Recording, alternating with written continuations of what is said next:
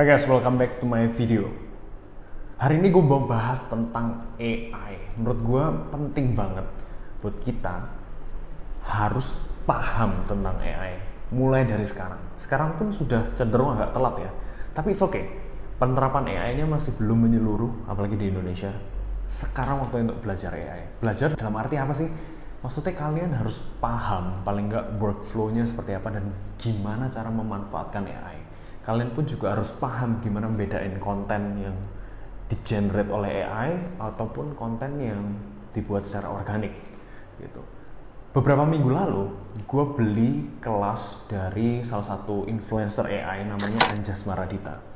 Dan di sana mata gue terbuka banget tentang potensi AI ini seberapa besar dan seberapa mengerikannya sih. Bahkan untuk language model seperti ChatGPT, Gemini-nya punya Google, dan banyak language model yang lain, gue ngerasa bahwa pengetahuan gue tuh awam banget ya. Pakai ChatGPT itu hanya seperti pakai Google gitu. Padahal kalau kita bedah, kalau kita dalemin, language model itu bisa mempermudah pekerjaan kita luar biasa signifikan dengan prompt-prompt yang unik dan prompt-prompt yang spesifik gitu. Jadi mata gue benar-benar terbuka banget. Bukan hanya language model, kita semua tahu AI bisa generate gambar. Bahkan bukan cuma gambar, generate animasi, generate video. Itu gue ditunjukin ya di kelas itu, dibedah satu-satu walaupun nggak mendalam. Itu ada yang namanya Leonardo AI, ada yang namanya Flux AI, King AI, ada yang Runway AI untuk bikin video. Dan semua itu gila banget sih, gila banget.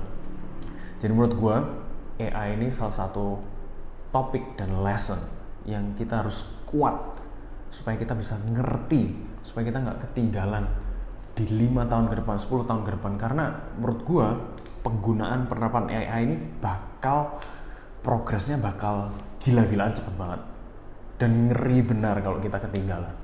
Jadi mulai sekarang mulai baca-baca. Gue rekomen juga sih kelasnya si Anjas Maradita itu untuk pemula seperti kita. Paling nggak tahu potensinya bisa segila apa gitu.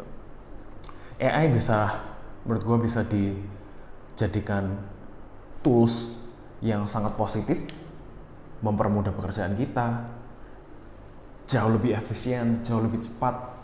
Banyak AI sekarang menggantikan customer service bahkan. Jadi itu by hitungan detik aja, orang tanya mau barang yang ini dong, admin AI-nya yang balas, oke, barang ini ready, berapanya stoknya. Kemudian kalau kita tanya lagi, itu barang A sama B bedanya apa sih? AI-nya pun bisa diprogram untuk jawab itu semua. Jadi itu akan memangkas banyak pekerjaan, terutama pekerjaan-pekerjaan administratif yang redundant, yang berulang. Itu pastinya nanti akan terusir semua sama AI, terpangkas semua sama AI. Makanya itu, mendingan kita jadi orang yang menunggangi AI daripada orang yang digantikan oleh AI. Dan itu gila banget sih. Tapi AI pun melihat seberapa powerfulnya dan ngerinya kalau ditunggangi oleh individu-individu yang nggak bertanggung jawab, juga bisa salah kaprah banget gitu. Bahkan sudah banyak terjadi ya kan video deepfake-nya seorang pejabat luar negeri, seorang presiden yang kemudian diganti narasinya, diganti dialognya, dan orang-orang yang nggak ngerti AI percaya kalau itu yang ngomong si A, ternyata itu semua generated by computer, generated by AI gitu. Jadi banyak banget skenario yang kalau gue berimajinasi nih, bakal ngeri, tapi juga bakal mudah juga kehidupan kita ke depannya. Ada dua skenario yang ada di otak gue nih ya, tentang pemanfaatan AI yang gila-gilaan. Dan gue rasa ini sangat-sangat doable, bahkan dengan apa yang ada sekarang. Gue kasih skenario satu ya, gue sharing ke lo. Skenario yang pertama, kalau misal kita pengen hidup abadi, atau kita pengen misalkan ibu kita nih hidup abadi, atau paling enggak setelah raga dia meninggal, kita tetap bisa merasakan kasihnya, tetap bisa merasakan suaranya, tetap bisa merasakan pemikirannya. Gampang aja. Misalkan nih, ibu kita setiap hari disuruh nulis jurnal. Jurnalnya sudah ada template-nya. Oke, apa yang ibu alami hari ini? Ya kan? Kenapa ibu memilih pilihan itu hari ini? Misalnya nih, marah sama orang. Kenapa kok ibu marah dibandingkan dengan memaafkannya? Atau lain sebagainya lah. Kemudian satu template ini, ya kan, tidak perlu panjang-panjang, diisi sama ibu setiap hari. Dan jurnal ini yang ditulis harian, kemudian kita kasihkan ke program AI, kita upload misalkan ke ChatGPT. Kita ketik aja promptnya, ChatGPT, pelajari sifat dasar manusia ini dan replikakan. Kemudian ChatGPT akan belajar tuh jurnal harian ibu kita, tahu sifat-sifatnya, tahu pilihan-pilihan hidupnya.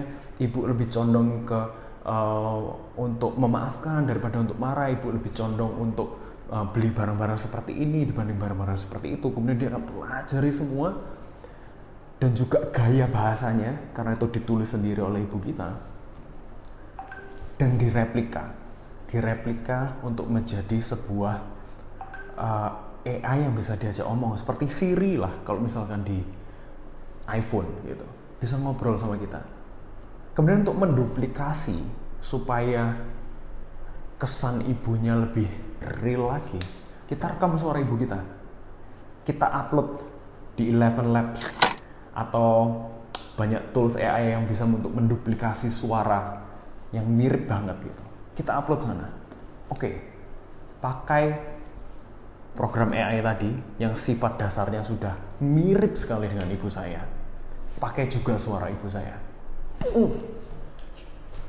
Mau lebih lagi, kita scan muka ibu kita, kita 3D-kan modelnya, kita upload ke AI, gimmick-gimmicknya, geraknya, kemudian dijadikan AI. Jadinya seperti kalau kalian nonton Netflix Cassandra, mungkin bisa-bisa seperti itu, tapi kalau itu kan jadinya jahat ya. Tapi kalau ini jadinya seperti ibu kita, walaupun belum robotik ya, seperti robot Tesla yang berbentuk humanoid, berbentuk manusia, belum seperti itu, tapi mungkin pun juga bisa seperti itu. Bayangkan robot humanoid yang secara fisiknya sudah dimiripkan dengan ibu kita atau sosok siapapun yang mau kita abadikan, ditambah dengan behavior dari ibu kita, ditambah dengan suara ibu kita. Boom.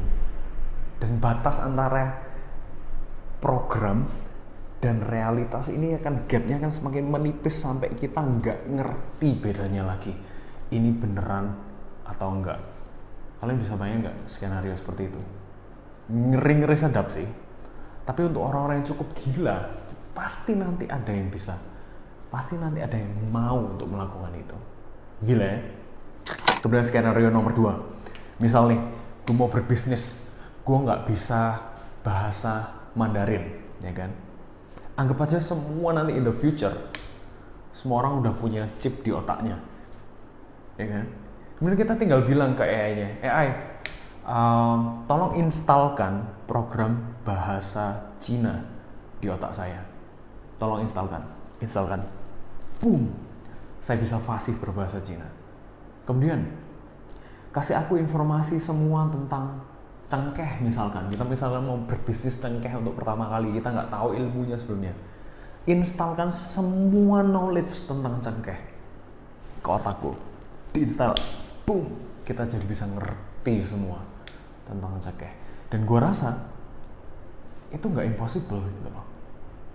Itu sama sekali nggak impossible. Jadi jangan sampai terlambat. Jangan jadi kaum yang digantikan oleh AI, tapi kaum yang menunggangi AI dan memanfaatkannya untuk kebaikan kita. See you in the future.